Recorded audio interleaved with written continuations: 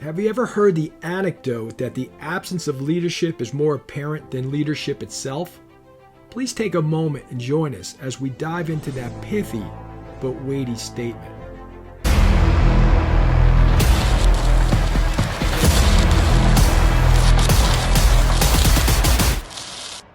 Hey folks, I'm here with George Belsky, and we wanted to follow up on some requests we received lately from our RF Factor audience.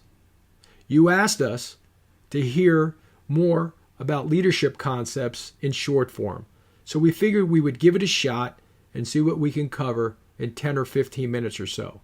The first topic we wanted to tackle was the appearance of leadership itself. George, what are your thoughts on this? What say you? Yeah, I would agree with that. Nature abhors a vacuum. So whenever there is a vacuum in leadership, something's going to fill it up. And it's more noticeable in an organization that has an established hierarchy. So if you've got a first line supervisor, you've got a mid-level manager, you've got an executive, and they're not doing those things leaders do, it becomes readily obvious to everybody else. And then something is going to try to fill that vacuum, whether it's formally or more likely informally. What I hear you saying is people thirst for leadership. And when it doesn't meet expectations, then that's when all that consternation starts to occur. But if it's filled, you don't really hear anything. Yeah, it's if I know we make a point of it now to thank people when things are going right, but in the old days, if things are going right, you never heard from the boss. You only heard from the boss when something was wrong. So leadership is kind of like that. So if the leader's doing good stuff, there's no questions about it. He or she is just doing their thing and moving the team and the organization forward. When that's not there, then we really start to see, hey, something's missing, something isn't making this all click. I just want to grab a prop real quick, and I know you're going to be familiar with it. It's do you remember this book? Yeah, I I use it quite a bit. It's now in its sixth edition. And yeah. What I like about this, or what I should say, what struck me when I first read it was, and I think it sort of speaks to what we're describing here, that it's tough to find a leader because they come in all different shapes and sizes. However, good leaders have traits that carry out. And look, just pulling right from the book here, one is that they challenge the process, they inspire a shared vision, they enable others to act, they model the way, and they encourage the heart.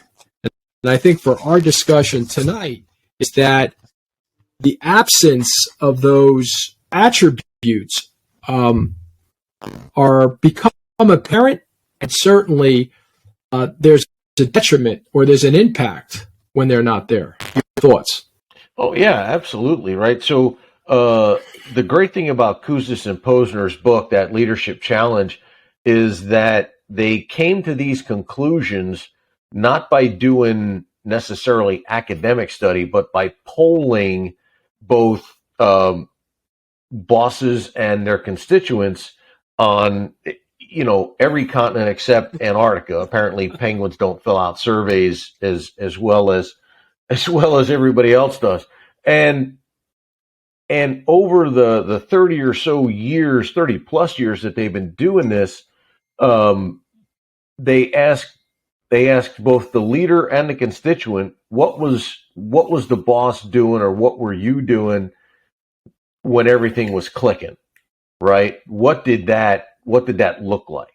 And so they distilled down these 5 exemplary leadership practices. You talked about modeling the way, inspiring a shared vision, challenging the process, enabling others to act, and encouraging the heart. And they use that as the basis for these things that exemplary leaders do.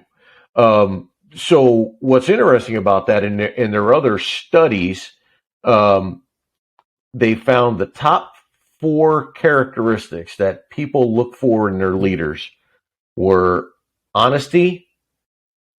They wanted them to be forward looking. They wanted them to be competent, and they wanted them to be inspirational. Those 4 traits in their years of study, those 4 wind up in the top, 5, 6, 7, 8 the most. They may switch places depending on the years, and one may drop from number 2 to number 5, but consistently those 4 traits are what people look for. And you and I know, and everybody who's listening knows, when those traits are missing out of your organization. So that absence of leadership, that absence of honesty in the organization, that absence of being able to look forward, that absence of being competent, or that absence of inspiration, somebody or something is then going to fill that void, and the constituents, the troops, they see it right away. So, George, what advice do you have for aspiring leaders? So I think the first thing you need to do as an aspiring leader, and I think as you move up the food chain, right, from first line to midline to executive, you have to do this process continually. And one of those things is you have to know yourself.